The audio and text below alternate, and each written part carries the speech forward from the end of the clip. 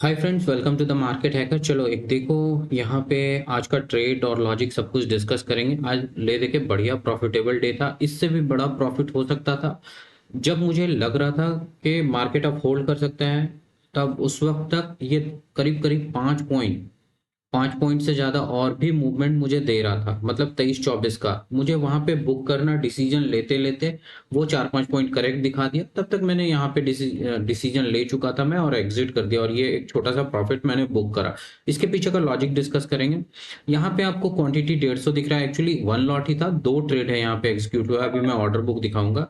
ये एक ट्रेड में मैंने लॉस किया, दूसरे ट्रेड में उस लॉस को मैंने रिकवर किया, लेकिन प्राइस मूवमेंट कॉल साइड में मूव नहीं कर रहा था, मतलब अपवर्ड साइड नहीं था। तो फिर मैं भी मार्केट में बेयरिश हो गया, और नीचे साइड में फिर ट्रेड लेकर ये सारा प्रॉफिट बनाया।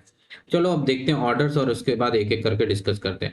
सबसे पहले जिसमें मैंने प्रॉफिट बनाया, करीब करीब 92 पे लिया है और 120 पे बेचा। 30 पॉइंट, 28, 26, 30 पॉइंट का इसमें ग्रोथ है।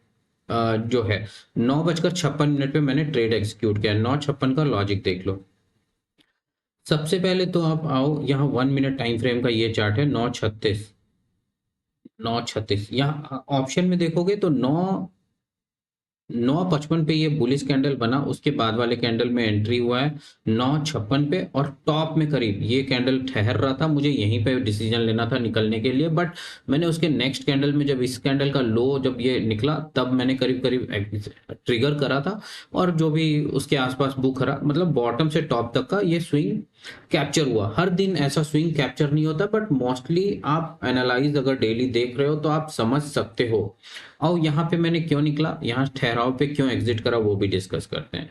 देखो, जब ये मार्केट ऊपर जा रहा था, ऊपर जाने के बाद ऊपर जाने की पॉसिबिलिटीज कम थी, क्योंकि 26,000 अपने आप में एक रेजिस्टेंस होता है।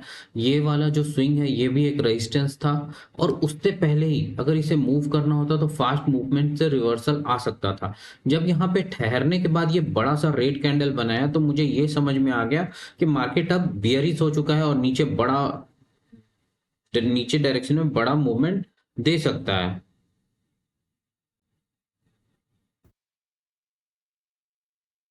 इस गैप को अभी मत देखो, ये गैप देखोगे, ये इवन 1 मिनट में गैप है। मैं भी उसे देखकर कंफ्यूज हो रहा था।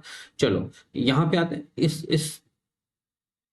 अ, इस कैंडल का, ये जो बड़ा साइज का कैंडल है, इस जगह पे मैंने करीब करीब एंट्री लिया। 9:55 का कैंडल ये है, मतलब 9:56 उस कैंडल के जस्ट बाद मैंने एंट्री ले लिया था यहाँ पे।